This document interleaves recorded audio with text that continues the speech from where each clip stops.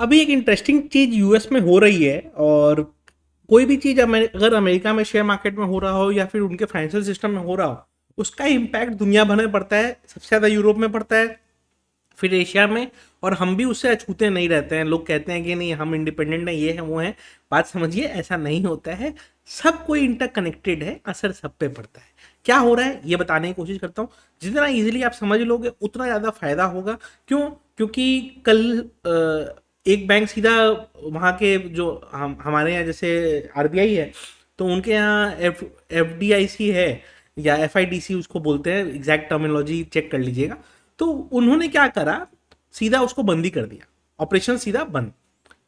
वहां पे उन लोगों ने क्या क्यों बंद कर दिया? क्योंकि उसके यहाँ पे क्या लिक्विडिटी और सॉल्वेंसी इशू क्रिएट होने लग गया था, और शेयर प्राइस तो डेली गिरते जा रहा था। फिर 5 या 6 बैंक का शेयर ट्रेडिंग को कल बंद कर दिया गया। यानी कि वो भी अब डिफॉल्ट होने ही वाले हैं या फिर बंद होने ही वाले हैं। वो भी न्यूज नेक्स्ट वीक तक आ जाएगा कि वो लोग भी सारे बंद हो गए। क्यों? क्योंकि अगर आपने शेयर ट्रेडिंग होल्ड कर दी, मतलब कुछ ना कुछ आपको पता ही है प्रॉब्लम है। ये सब हमारे यहाँ पे जैसे अब डीएचएफएल हुआ था, 6-7 महीने लग गए थे शेयर्स में। लोग होप में खरीदते खरीदते 600 से होप में खरीदते खरीदते 10 रुपए तक लोगों ने खरीदा था, एंड वो फिर 20-22 में डीलिस्ट हो गया था। जीरो पे सॉरी डीलिस्ट हुआ था, बट मतलब बंद हो गया।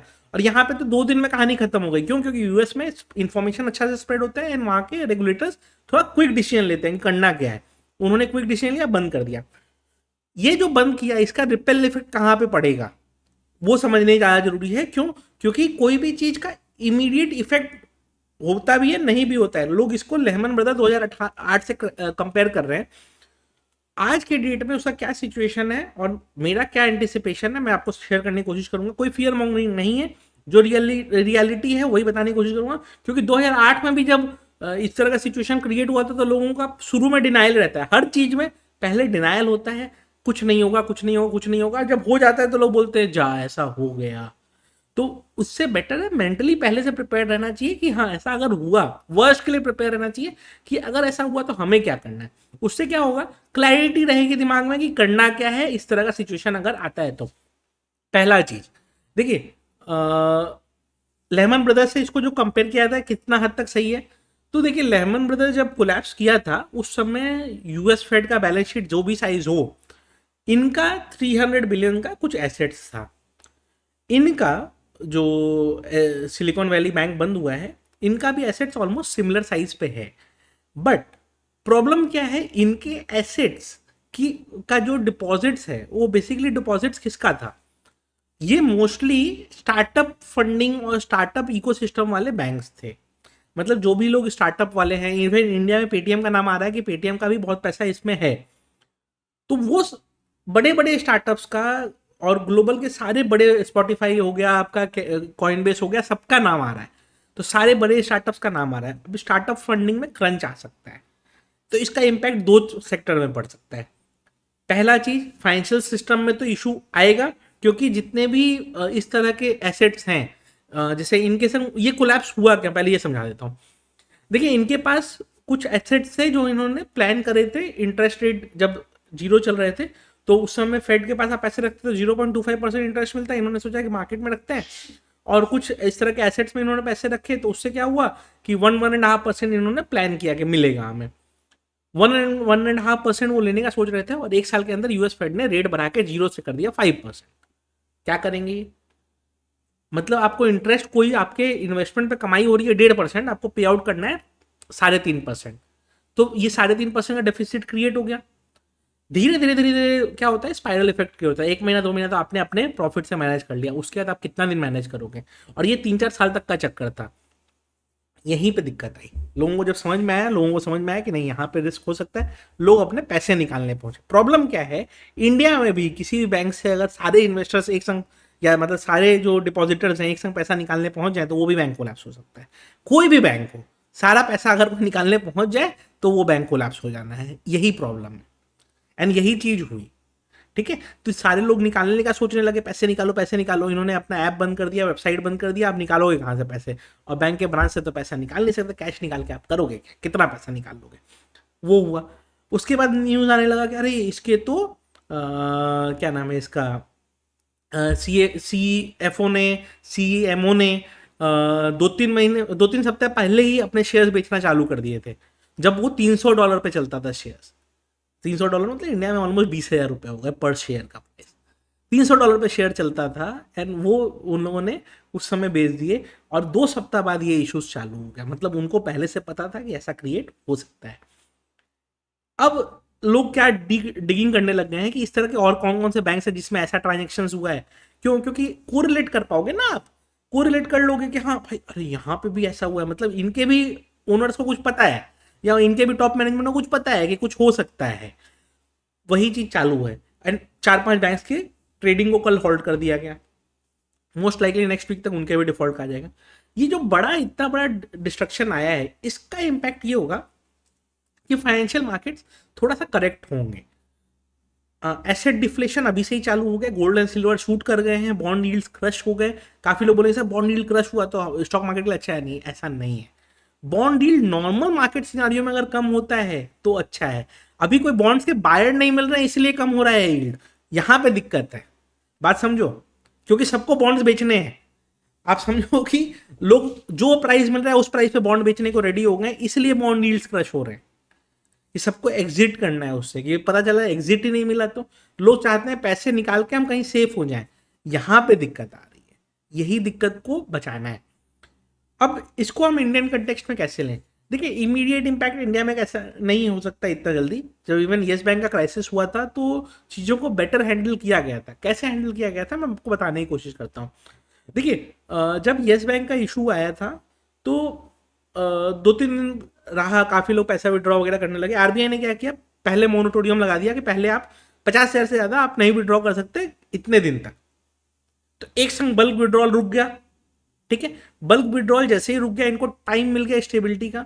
फिर एसबीआई को बोल के, एचडीएफसी बैंक को बोल के थोड़ा पैसा इसमें इन्फ्यूज कराया गया। तो 10-12 हज़ार करोड़ रुपए इनके यहाँ इन्फ्यूज करा दिया गया। इससे ये थोड़े से सेफ हो गए। 10-12 हज़ार करोड़ रुपए इन्फ्यूज कराने के बाद ये थोड़ा सा सेफ हो गए। कुछ दिन ये लोग सर्वाइव कर पाए एंड वो सर्वाइवल फिर क्या नॉर्मल साइकिल में क्या, अब वो नॉर्मल बैंक की तरह वर्क कर रहे हैं। तो इंडिया में ऐसा सिचुएशन पहले हैंडल किया गया है, बट उसका बुक साइज छोटा था। अगर आप बात करोगे एसबीसी बैंक की, जो सिलिकॉन वैली बैंक है, सिलिकॉन वैली बैंक का जो एसेट साइज है, ठीक है, वो एसेट साइज इंडिया में एचडीएफसी बैंक के बराबर का है। तो आप समझो कि मतलब एसेट साइज कुछ ज़्यादा ही बड़ा है, वहाँ पे दिक्कत है। और दूसरा जो इम्पैक्ट मैंने बताया था कि स्टार्टअप इकोसिस्टम में डिस्टर्बेंस क्रिएट हो सकता है। तो देखिए, स्टार्टअप इकोसिस्टम में डिस्टर्बेंस तो आज से नहीं, 6 महीने से फंडिंग वगैरह मिल नहीं रही है। जल्दी मिल रही है लोगों को, लेकिन कैश बर्न करने के लिए नहीं मिल रही है, प्रॉफिटेबिलिटी के हिसाब से मिल रही है, या कुछ नए प्रोजेक्ट्स आप लॉन्च करना है तो उस हिसाब से मिल रही है।